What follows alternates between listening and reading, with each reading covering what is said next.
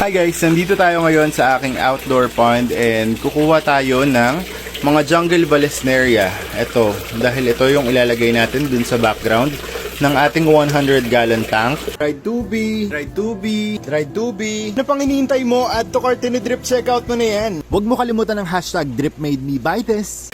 Later, may magdadala pa si Admin Gerald ng more jungle valesneria para sa akin. Pero mag-harvest na ako dito sa meron ako muna. So, kukuha lang tayo ng tubig. Ayan. Para hindi matuyot yung aking mga jungle valesneria. And kukuha tayo ng mga rhizome dito.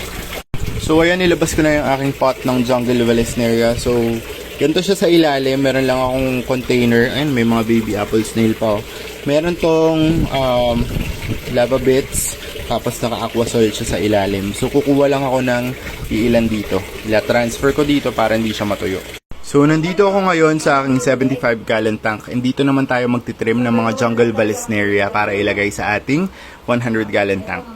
So now tinatidy up ko lang yung ating mga jungle valesneria. Itong mga sobrang roots na to, hindi natin kailangan yan. Ayan. So ititrim ko lang sila. And yung iba kasi galing dun sa pond, baka merong pond snail shells, eggs.